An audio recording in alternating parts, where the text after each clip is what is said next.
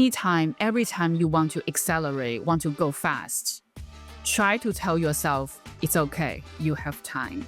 Today we're talking with Zhou Fang, founder of Intersectional Group. My name is Zhou Fang, and I am the founder and principal practitioner at Intersectional Group, which is a practice that really utilizes the framework of intersectionality to help leaders and organizations with their people management as well as culture kind of development. For folks who might not be familiar with the concept of intersectionality, can you provide just a basic understanding of what that means? Sure. So intersectionality was created by Professor Kimberly Crenshaw back in the 80s.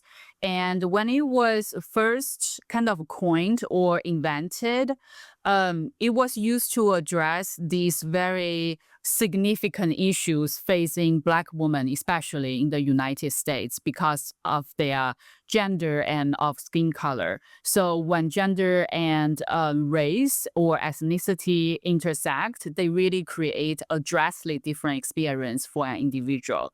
So when I learned about this, I thought, oh, we could really expand the theory or the framework. And so many practitioners have been doing that as well. And now my interpretation of intersectionality really is to look at a person's different identities and different paths in their life, and to see how those aspects impact one's journey and growth as an individual and as a leader. A quick example would be education background, right? Like the level of education or different kind of industries or different areas they step into will shape them differently. And another aspect is socioeconomic status. If you are from, say, urban setting, say, someone's life experience from New York City will be very different from someone's experience from rural Kansas, for example. So that's also another part of intersectionality. So at Intersectional Group, we really look at one's life just holistically and then help folks with their personal and leadership growth. Was there any specific instance that inspired you to pursue a business in this regard? Like what, as opposed to like joining another practice, like why did you feel it was important to build a business around this? It's a really good question. First of all, when I first started learning about the framework of intersectionality, I really didn't know any other organization that did it. Like I knew Professor Kimberly Crenshaw, I know of her and I admire her, but I would never have thought that she would hire me. Hey, let's partner. No. So at the time, I was looking around doing research, and largely the framework, the practice of intersectionality is very academic or in like a legal setting, right? But I really didn't come across a lot of practice or leadership that really called out, we believe in the framework of intersectionality. So that's like a big reason. Another reason really is because as I kind of grow up as an adult in the United States, I never really found anything spiritually or not that grounded me, that made me resonate, like this is something I can relate to. But as an immigrant and as a woman of color, when I came across the framework of intersectionality, it really hit me, and it really made me feel like this framework can make a difference to our society and community at large as well. Well, I find the work inspiring. I was happy that I got the chance to work with you as part of Pi. And in that role, you were both a founder going through the accelerator, but you also served as a peer mentor to other founders to help them with some of these concepts. So maybe if you could, if there's somebody who's already pursuing a business or somebody who's thinking about pursuing a business, what's one piece of advice you would give to a startup founder? I'm 37, turning 38 now. When I started, in a Intersectional Group, I was in my early 30s. And I wanted to do everything very fast. Like the first 6 months in my mind, I was like, I'm just gonna get all these contracts overnight because everyone should be learning about this and using this to uplift or elevate or better their life or leadership or work, whatever. It didn't happen.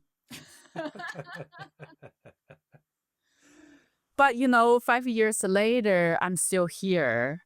And the one piece of advice that I want to give to startup founders, if you are considering starting or if you started recently, say this year or last year, really is you have time. Mm-hmm. I know as founders, as driven individuals, people with ambition, we want things to happen very fast. Like I want it now. Right. The reality is, first of all, as human beings, it takes time for us to grow as a person. We are in our mother's body for 9 months before we can come out. And then it takes us 18 to 25 years to mature as an individual. Some people need longer. I definitely need it longer. Me too. As a founder, that is a different level of development and our ability and capacity to encounter and solve problems, and turn problems into opportunities and problem solving. All that are learned skills, and that takes time. So I really want to encourage our founders to every time you want to accelerate, want to go fast, try to tell yourself, it's okay, you have time. Yeah, that's solid advice to be sure. As a founder in an industry that is, rapidly changing or always providing something new for you to learn, is there a resource, either as a human or somebody trying to build a business, that you find yourself going back to time and time again that you find valuable in this pursuit? I love podcasts, and at times I feel I'm a little bit kind of like consuming too much. But I do have a few podcast recommendations that I feel have been really helpful for me as a founder, as a person, to keep me grounded. One is Tara Brach's podcast around compassion and self-love and care. I can share the link with you and you can add in notes or something like that. I also really appreciate CityCast Portland. It's our local podcast that is really rooted in the spirit of Portland. So if you are a founder in Portland, I really think following that podcast keep me updated on like what's going on in our city and helps me feel like, oh, I am in the community. Like I am not doing this alone. And also because the podcast, CityCast Portland also talks about policy and talk about politics, it helps me kind of like being educated, like what's going on, like what our leaders in the city are doing to help our home to be better for everyone. So those are my two kind of top of my head recommendations for founders. Great. Love it.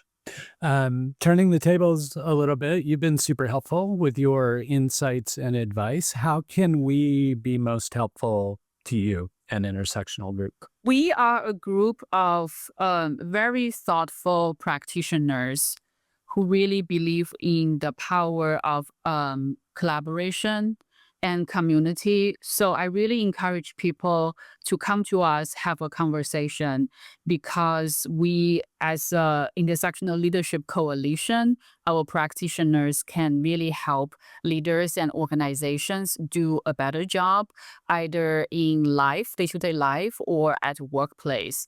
And I would also like to invite people to listen to our podcast as well. It's called The Intersection. Yeah, we are ready to speak and talk with you and talk more about intersectional leadership and how to, create abundance together. Do you have a startup story to tell? I would love to hear from you.